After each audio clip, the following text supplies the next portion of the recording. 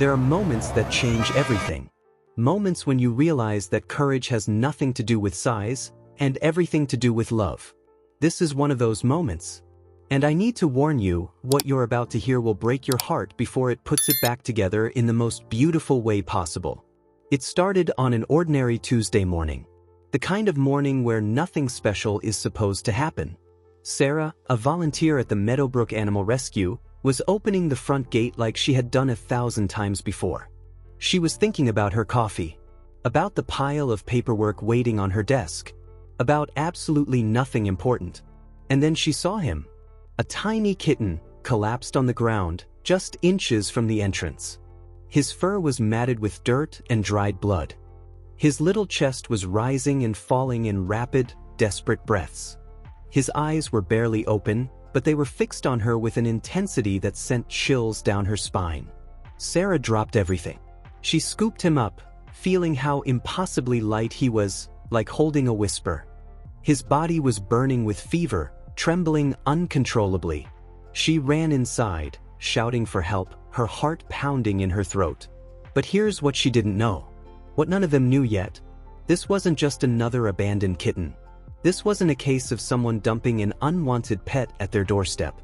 This was something else entirely. Something that would haunt them, inspire them, and change the way they saw these animals forever. Because that tiny, broken kitten had just completed a journey that should have been impossible. A journey that would reveal a truth so heartbreaking, so beautiful, that everyone who hears it stops and thinks about what it really means to love someone more than yourself. The veterinary team worked fast.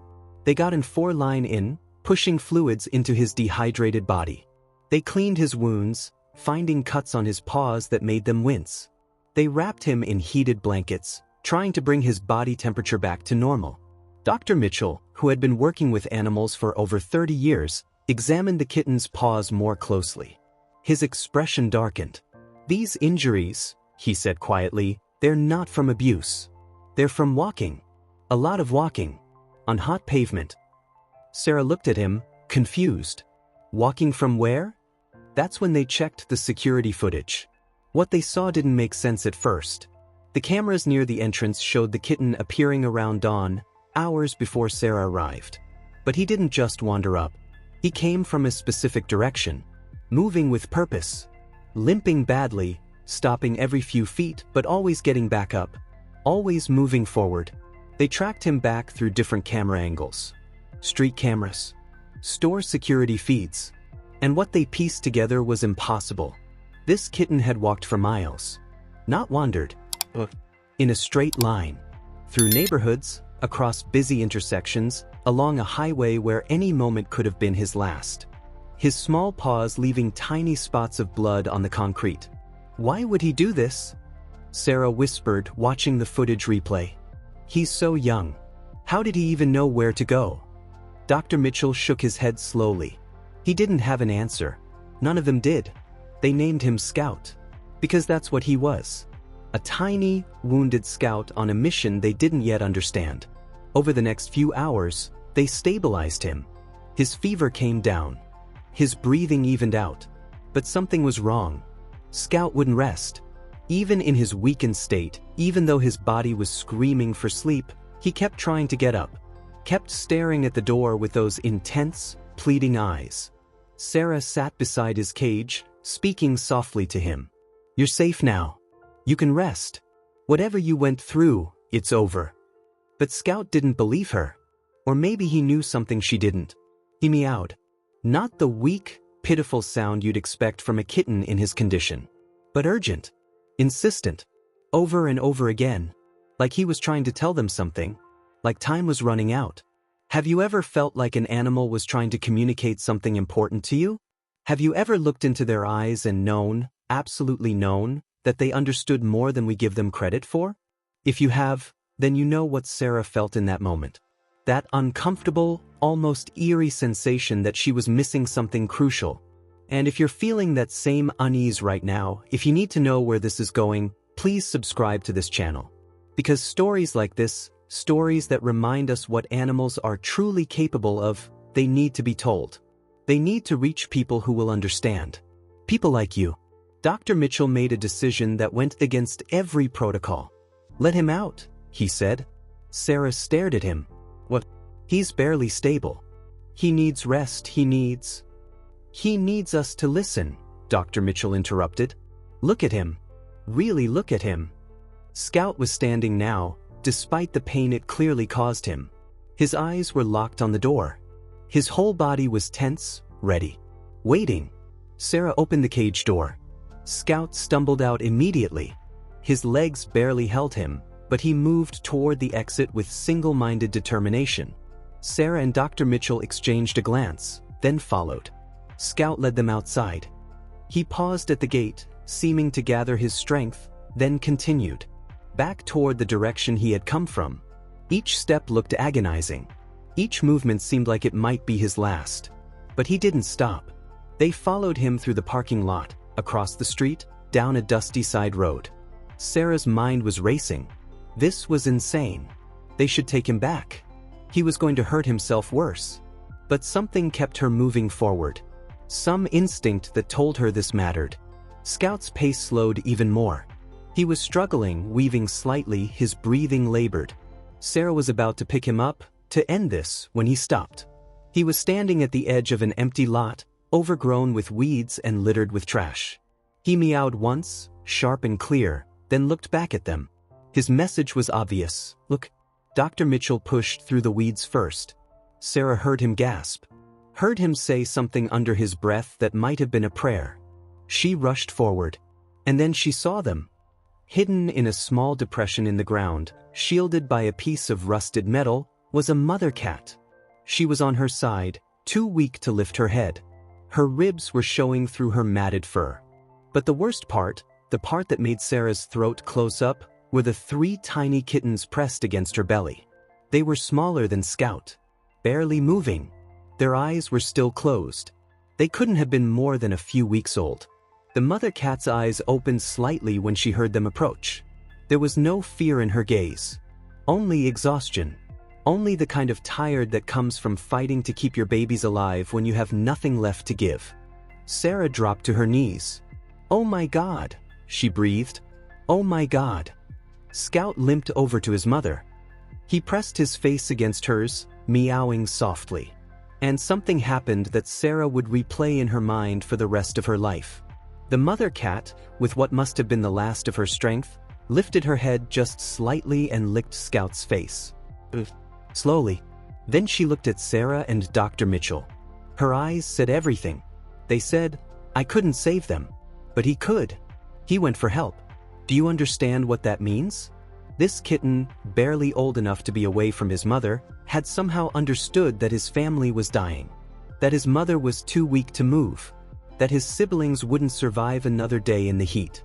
And he left them. He walked miles on torn paws through a world that could have killed him at any moment, to find help for them. Not for himself. For them. If you're crying right now, I'm with you. If your heart feels like it's breaking and healing at the same time, I feel it too. And if you think this story deserves to be heard by everyone, please, share this video. Let people know that this kind of love exists. That this kind of courage is real. The rescue was a blur. Sarah carefully gathered the mother cat while Dr. Mitchell collected the 3 kittens, wrapping them in his shirt to keep them warm. Scout walked beside them the whole way back, no longer urgent, no longer frantic. His mission was complete. Help had come. The next week was the hardest. The mother cat, whom they named Hope, was severely malnourished. Her body had given everything to keep her kittens alive, leaving nothing for herself. The 3 babies, named Cloud, Storm, and Rain, were touch and go for days. They needed round-the-clock care, feeding every 2 hours, constant monitoring. But the most critical case was Scout. His journey had taken everything from him. The infection in his paws had spread. His body was shutting down from exhaustion and dehydration. For 72 hours, the staff didn't know if he would make it. Sarah stayed with him every night. She'd sit beside his cage, talking to him, telling him he had to fight. "You saved them," she'd whisper. "You brought us to them in time. They're going to make it because of you. But we need you to make it too.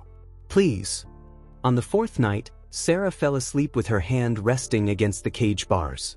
She woke up to a small, rough tongue licking her finger. Scout's eyes were open. He meowed softly, and for the first time, it didn't sound urgent. It sounded almost peaceful. He was going to survive. The recovery was slow for all of them. Hope regained her strength gradually, her body finally able to rest and heal.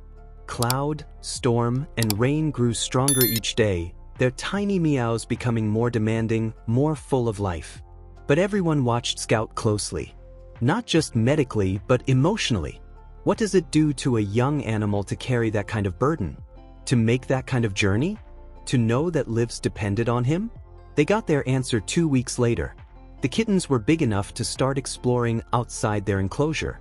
Hope was supervising, her eyes always watchful, but she encouraged them to be brave, to discover their world. Cloud and Storm were adventurous, tumbling over each other, chasing imaginary prey. But Rain, the smallest, was terrified. She stayed pressed against the back wall, crying, unwilling to take even a single step into the unknown. Hope tried to coax her. She meowed encouragingly. She walked out and back several times, showing her it was safe. But Rain wouldn't move. Then Scout approached. He sat in front of his little sister. He touched his nose to hers. And then he did something that made every person watching stop breathing. He started walking. Slowly, deliberately, right past Rain and into the open space. His gait was uneven because of his healing paws. He limped noticeably, but he held his head high. He moved with confidence. And then he looked back at Rain. His message was clear: if I can do this, so can you. Rain took one hesitant step, then another. And suddenly she was running, playing with her siblings, her fear forgotten. Scout sat and watched them play, his tail curled around his paws. Sarah, observing from across the room, felt tears streaming down her face. Because she realized something profound in that moment. Scout hadn't just saved his family that day on the highway. He was still saving them. Every single day. With his example. With his courage. With his quiet strength that said, we can get through anything together. Do you know someone like that in your life? Someone who leads by example? Someone who faces their own pain but still shows up for others? If you do, tell them. Tell them they matter. Tell them their courage doesn't go unnoticed. And if this story is reminding you why compassion matters, why these rescues matter, why we need to pay attention to the silent cries for help around us, then please hit that like button. Join this community. Because we're all here for the same reason. We believe that every life matters. That every act of love, no matter how small, creates ripples that change the world. 3 months later, something beautiful happened. A family came to the rescue. They were looking to adopt, they said, but they had one specific request. They wanted Scout. They had seen his story online. It had been shared thousands of times, touching hearts around the world. But they didn't want him because he was famous. They wanted him because they understood what it meant to fight for your family. They had lost their young son 2 years earlier, and they wanted to honor his memory by giving a home to someone who embodied the same selfless courage their boy had shown during his illness. Sarah's heart broke a little. She had grown so attached to Scout. But she knew this was the right home. Then the family said something that changed everything. We want to adopt him, the father said, his voice thick with emotion. But we can't separate him from his family. We want all of them. Hope and her 4 kittens. Together. If that's possible. Sarah couldn't speak. She just nodded, tears flowing freely now. Because that's how it should be. That's how stories like this should end. Today, Scout lives with his mother and siblings in a home filled with love. He's still the smallest. He still limps slightly when he runs. But he's the first one to greet visitors at the door. The first one to check on his siblings when they're scared. The first one to curl up with Hope when she needs comfort. The family sends updates regularly. Photos of all 5 cats sprawled across the couch. Videos of them playing in the backyard. Stories of how Scout still acts like their protector, even though he's safe now. Even though the danger is long gone. Because some things become part of who you are. Some journeys mark you forever. And Scout's journey, that impossible walk across miles of dangerous road, that decision to leave everything familiar to save those he loved, That's not something you forget. That's not something that fades. That's who he is. That's who he'll always be. And maybe that's the real lesson here. Maybe this isn't just about a brave kitten and a miraculous rescue. Maybe it's about all of us. Because we all face moments when we have to choose. When we have to decide if we're going to keep walking when everything hurts. When we have to ask ourselves if we're willing to go through hell for someone else. When we have to find courage we didn't know we had. Scout was just a kitten. He had no training. No one told him what to do. He had no guarantee that help existed at the end of his journey. He just knew that his family needed him, and so he walked. Step by agonizing step. Until he couldn't walk anymore. And even then, he tried. That's not just animal instinct. That's love in its purest form. That's what it means to be truly brave. So the next time you feel small, the next time you think you can't make a difference, the next time you wonder if one person's actions really matter, remember Scout. Remember that the biggest heroes often come in the smallest packages. Remember that courage isn't about being fearless. It's about being terrified and doing it anyway. It's about taking that first step even when you don't know if you'll make it to the end. It's about loving someone enough to face the impossible for them. And it's about never, ever giving up. Even when your paws are bleeding and your body is breaking and every instinct screams at you to stop. You keep going. Because love is stronger than pain. Because family is worth fighting for. Because sometimes, just sometimes, that impossible journey ends with exactly the miracle you were hoping for. Thank you for staying with me through this story. Thank you for caring. Thank you for being someone who stops to listen when a small voice cries out for help.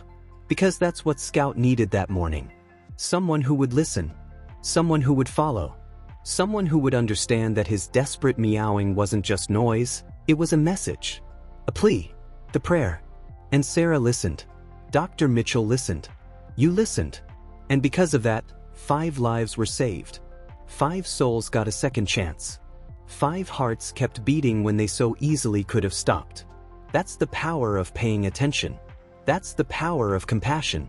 That's the power of refusing to look away when the world tells you it's easier to ignore the suffering around you. Before you go, I want to ask you something.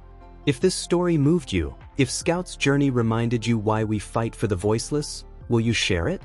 Will you help it reach someone else who needs to hear it? Will you join this community of people who believe that every rescue matters, every life has value, every act of courage deserves to be celebrated? Because these stories, they're not just entertainment.